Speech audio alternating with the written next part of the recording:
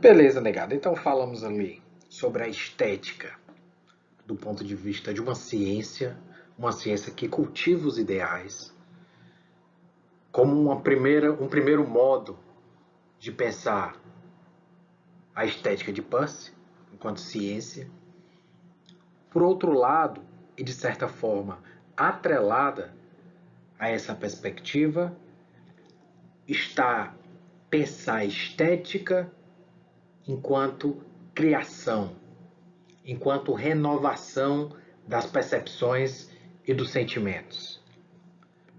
Né? Então, essas coisas se conectam diretamente, posto que o que está em jogo é o cultivo dos ideais. E, nesse sentido, a criação, a poesis, não é senão essa renovação dos ideais. Pois muito bem, para a gente entender a estética do ponto de vista de Peirce, é preciso que tenhamos um olhar epistemológico e ontológico fundado no seu sinequismo, ou seja, de pensar a continuidade entre mente e matéria, de pensar a continuidade entre cultura e natureza, de pensar a continuidade entre uma quase mente, que é a mente que ele chama a mente humana, e a quase mente da natureza. Né? A mente sempre funciona a partir da interação.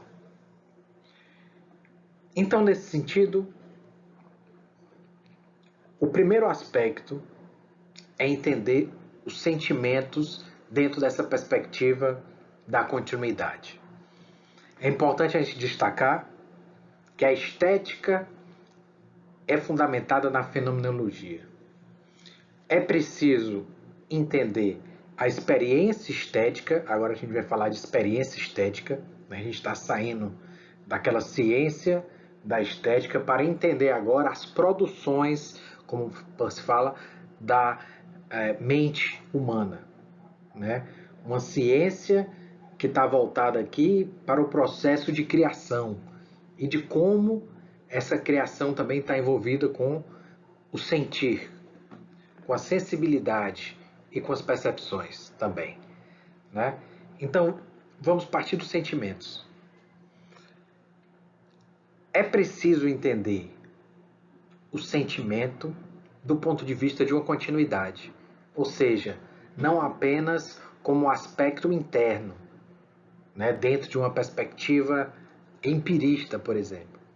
É preciso entender o sentimento como continuidade.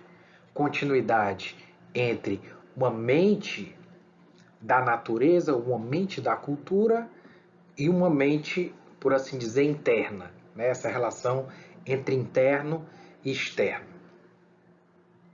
Isso quer dizer que coexiste interna e externamente as três categorias fenomenológicas.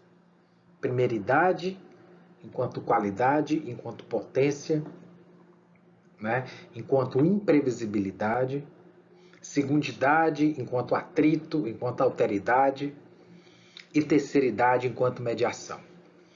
Quer isso dizer que os sentimentos, né, entendidos enquanto continuidade, devem trazer consigo também aspectos relacionados à primeiridade, à segundidade e à terceiridade. Esses aspectos estão na natureza e estão no nosso corpo, estão na nossa mente, no nosso universo interno, se preferir. Né? Então há uma continuidade nessa lógica. Isso é o que continua, essa lógica, né, fenomenológica, que também é ontológica, ou seja, do próprio ser das coisas, para Peirce, né, claro. Então o primeiro aspecto é o seguinte: o que é então esse sentimento do ponto de vista da primeiridade?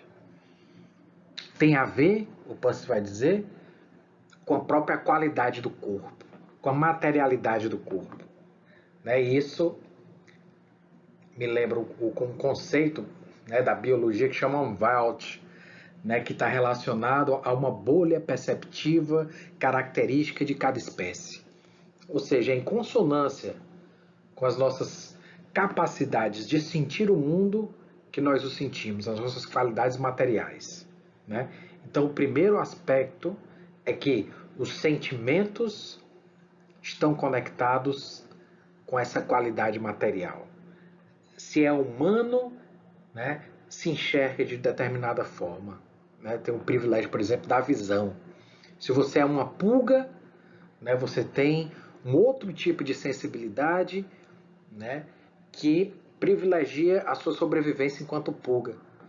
Da mesma forma, o morcego, né, que percebe o mundo, que sente o mundo, né, a partir das vibrações. Da mesma forma, os golfinhos, o cachorro que lê o mundo pelo faro. Então, são sentimentos que têm a ver com a corporidade, né? E aí a gente tem um aspecto de continuidade e diferença. Isso é muito importante. Continuidade por quê? Continuidade das categorias fenomenológicas. Seja em qual animal for, vai haver qualidades, vai haver alteridades e vai haver mediações. Mas essas são atualizadas em consonância com sua qualidade material. Em termos de sentimento, como eles sentem o mundo, né? Então, esse é o primeiro aspecto. Há uma continuidade, né, da nossa relação com o mundo a partir das nossas potencialidades qualitativas corporais. Como somos capazes de fazer continuar o cheiro, né? Como somos capazes de fazer continuar as frequências, né, sonoras, né? Como somos capazes de fazer continuar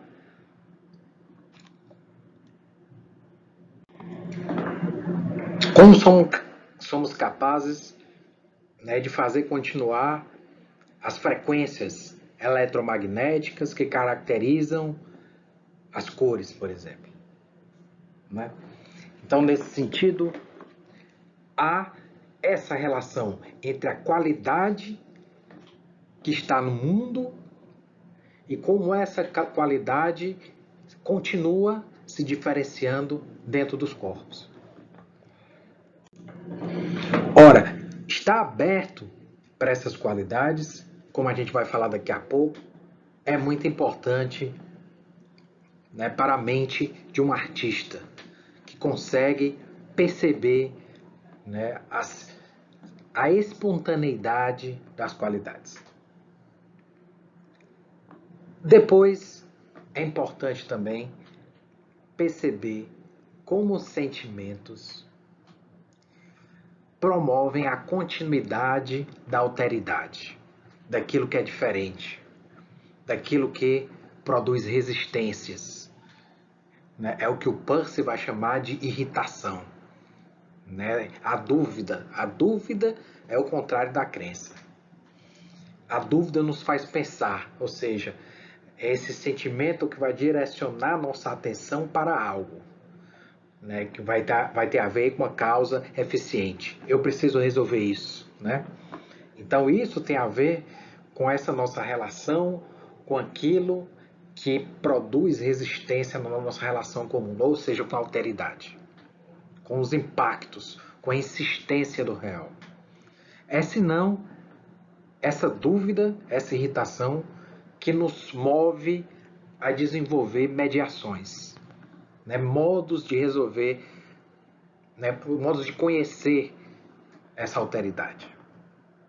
Então, enquanto segundidade, a gente tem esse sentimento de surpresa, né, de quebra de crença, né, e que é muito importante também para a gente pensar o processo de invenção, de criação, né? Do ponto de vista de uma causa eficiente, então, o artista ele pensa irritado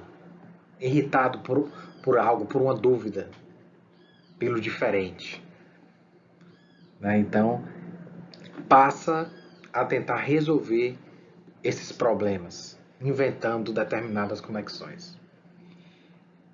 Esse, então, é um segundo aspecto para a gente pensar a relação de continuidade e diferença, né, da nossa relação, né, com o mundo, na nossa fruição do mundo. Depois, nós também temos os sentimentos enquanto mediações, né? Ou seja, a nossa mente percebe qualidades e nessas qualidades ela passa a selecionar aquelas que se repetem. E nesse sentido há uma generalização das qualidades. Nesse sentido, cria-se um campo de expectativa para determinadas qualidades. Um cheiro, né? Você sabe o que é um cheiro de alecrim, né? Porque você foi afetado pelo cheiro de alecrim várias vezes e então sua mente generalizou aquilo. Aquilo se transformou em uma cognição, em um hábito, né? Ele cria um esquema de expectativa relacionado ao conhecimento das qualidades do alecrim. Como o alecrim continua na sua mente. É um recorte. Né? Então, nesse sentido, nós teríamos aí também esse aspecto cognitivo. É importante destacar que nós teríamos, então, né, uma coexistência dessas três dimensões. Né? E que pode haver o privilégio de uma sobre a outra. Ou seja, o privilégio de uma mediação, quando uma expectativa é em grande parte saciada, a partir de um cheiro, a partir de um gosto, a partir de uma imagem.